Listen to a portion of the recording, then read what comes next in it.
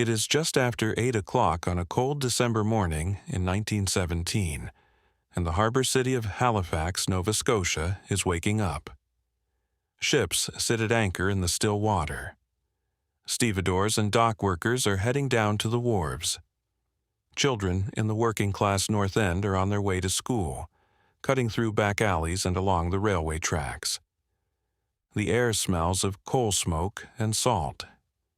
It is winter in a busy wartime port, and nobody has any idea that in less than an hour, their world will be blown apart. Out in the harbor, two ships are about to cross paths. One of them, a French cargo ship named Mont-Blanc, is loaded with one of the most dangerous cargoes imaginable: thousands of tons of explosives bound for the battlefields of World War I. Packed into her hold are high explosives like TNT and picric acid, as well as gun cotton and barrels of highly flammable benzol stacked on her deck. The other ship, a Norwegian vessel named Imo, is empty of cargo and impatient to get out to sea. Neither ship knows it yet, but in minutes their actions will combine to trigger what was, at that time, the largest human-made explosion the world had ever seen. Halifax in 1917 was a city defined by the war. Its large, deep harbor on Canada's east coast made it one of the main assembly points for Atlantic convoys. Ship after ship arrived carrying troops, food, ammunition, and supplies for Britain and France, then left in escorted groups to cross U-boat-infested waters. The harbor was heavily guarded with anti-submarine nets, patrol boats, and strict navigation rules. But with so many ships coming and going, and the constant pressure to keep supplies moving, corners were sometimes cut and tempers often ran hot. The harbor itself is shaped like a long, narrow funnel that widens into a deep basin. Between the outer harbor and the inner basin is a pinch point called the Narrows, a tight channel between the city of Halifax on one side and the town of Dartmouth on the other. Any large ship going in or out of the basin has to pass through this bottleneck. It is here, in the Narrows, that Mont-Blanc and Imo will meet. Mont-Blanc had arrived outside Halifax late on December 5th. Because she was carrying dangerous explosives, normal rules said she should enter the harbor in daylight, under pilotage, flying warning flags to alert other ships to her cargo. But wartime brought extra complications. Anti-submarine nets were closed at night, and security concerns meant that dangerous cargoes were not always advertised. Mont-Blanc waited outside the nets overnight. Then, at first light on December 6th, with a harbor pilot aboard, she began to move slowly into the harbor, headed for the Bedford Basin to join a convoy. Imo, meanwhile, had been stuck in Halifax for days. She was chartered to carry relief supplies to war-torn Belgium, but had been delayed by loading and by medical inspections. Her captain was frustrated and eager to leave. On the morning of December 6th, Imo received clearance to depart and began heading down the harbor, through the Narrows, toward the open sea.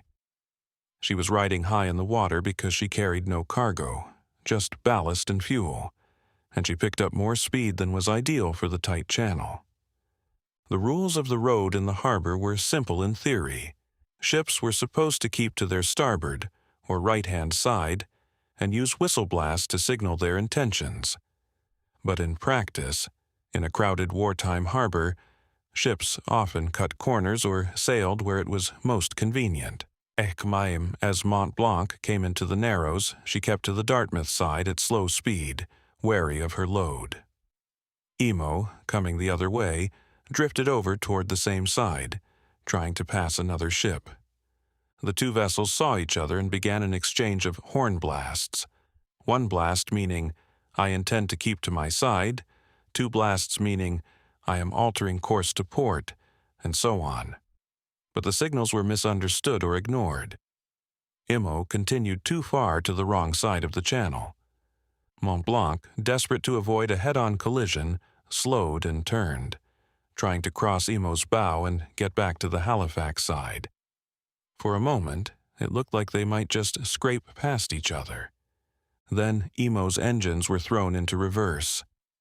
Because of the way her propeller was set and the fact that she was riding high, the reversing thrust swung her bow sharply sideways, directly into the path of Mont-Blanc.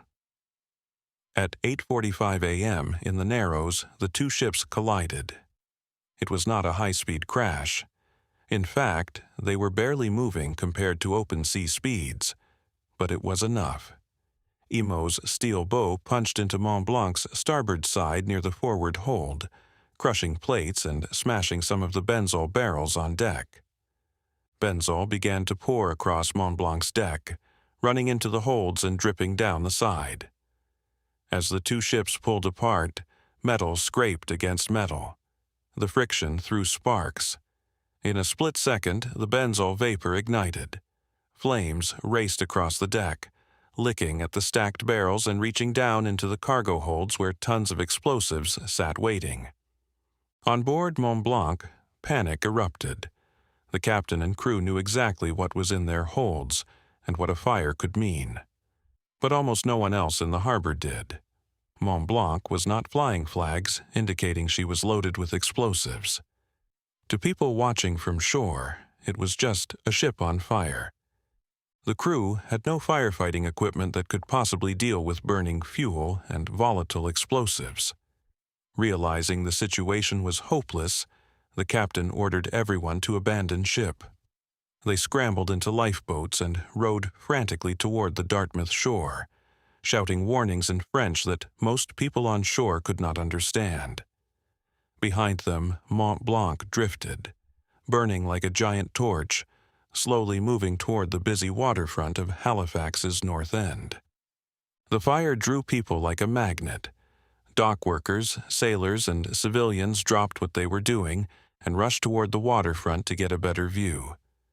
Children pressed their faces to windows.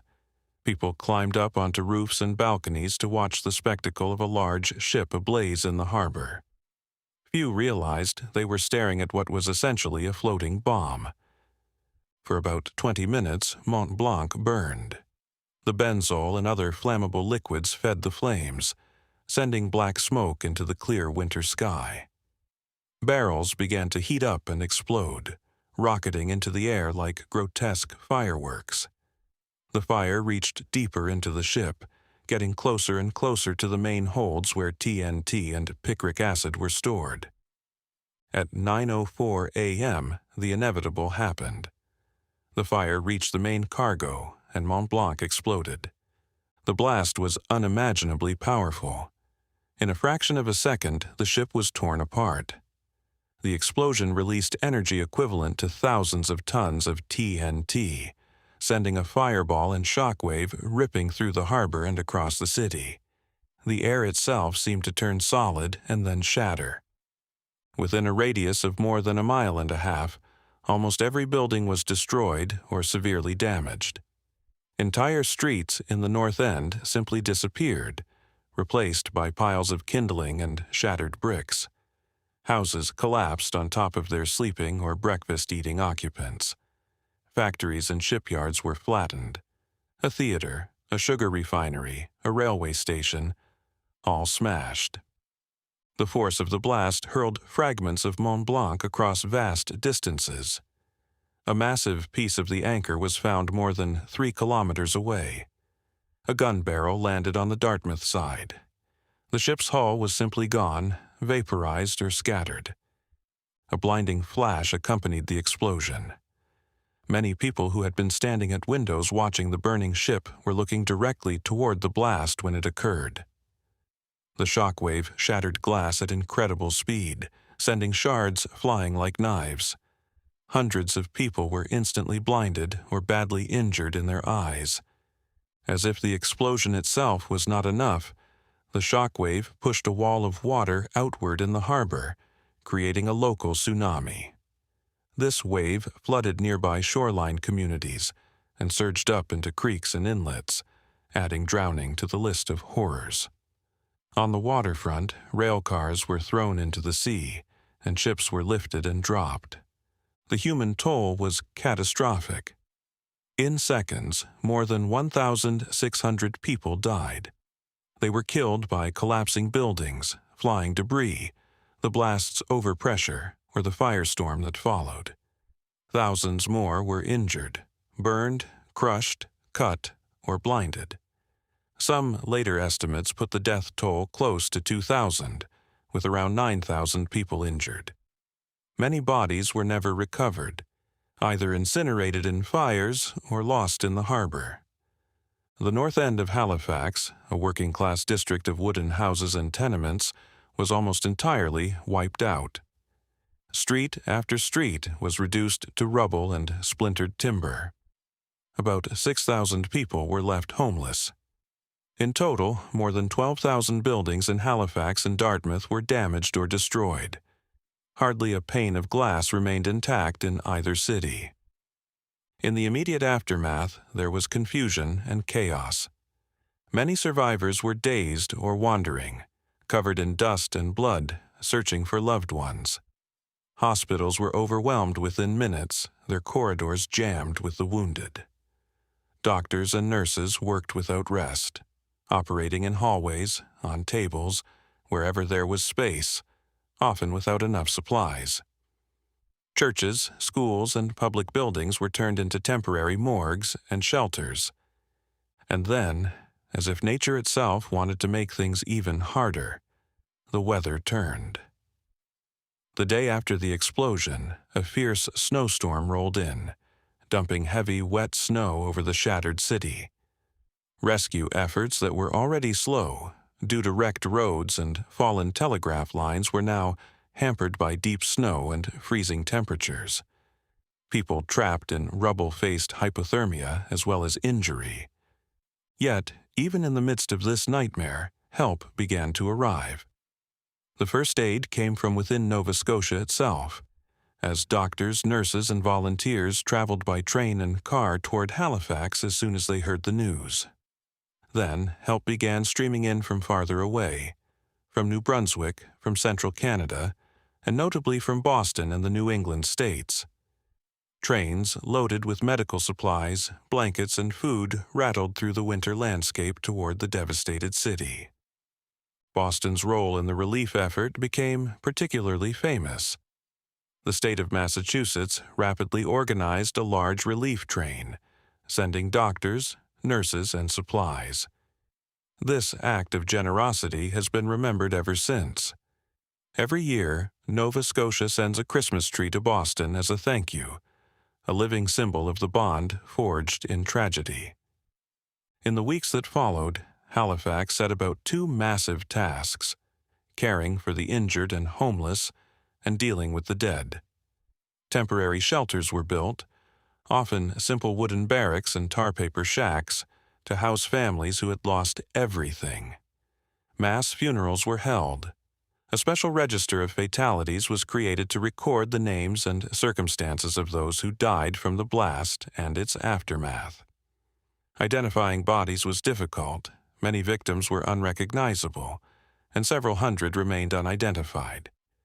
The Canadian and Nova Scotian governments, working with local leaders, set up the Halifax Relief Commission, a powerful body given authority to distribute aid, rebuild the destroyed neighborhoods, and compensate survivors. The commission had sweeping powers to spend money, expropriate land, set building standards, and oversee reconstruction. Its work reshaped the city physically and socially.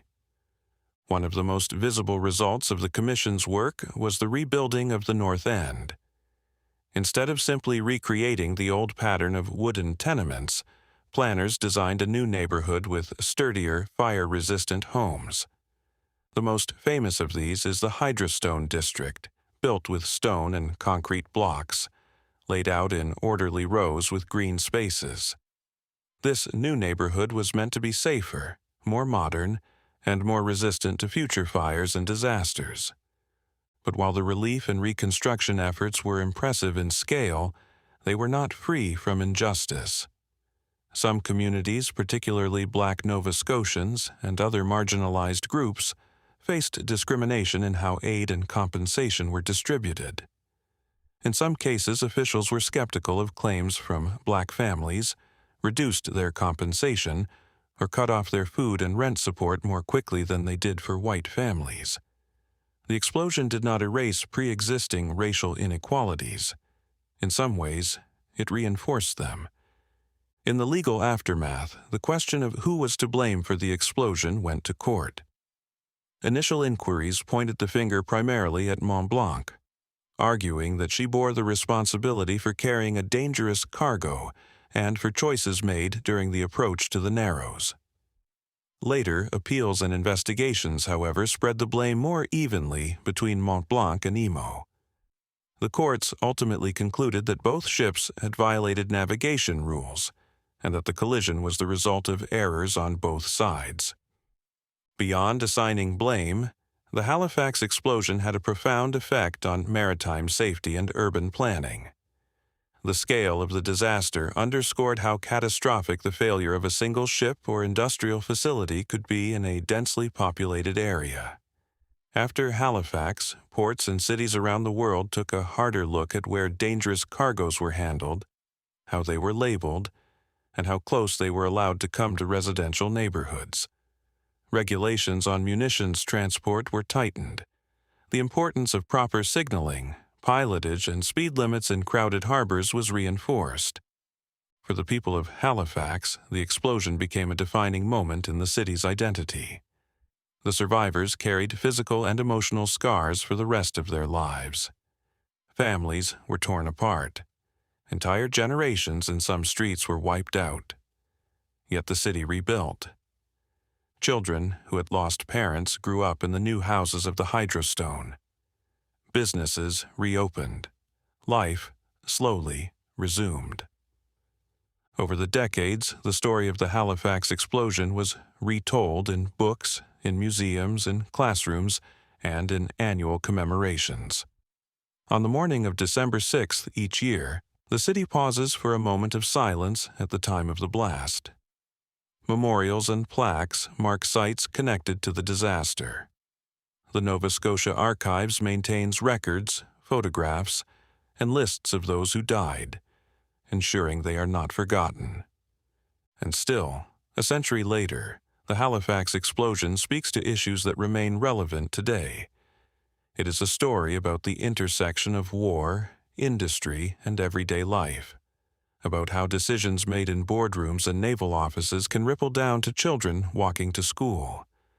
It raises questions about corporate responsibility and government oversight, about how we regulate dangerous materials that move through our cities, and about who is protected when things go wrong.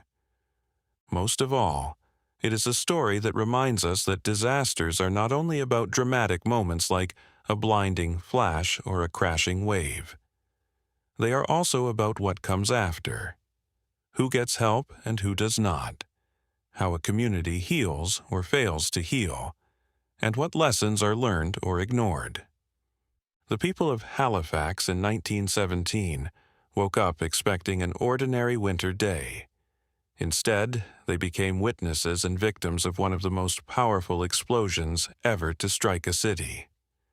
Their experience, the horror, the heroism, the injustice, and the rebuilding, is a chapter of history that still deserves to be told, not just as a strange curiosity about a huge blast in a harbor, but as a real, human story that still has something to say to us today.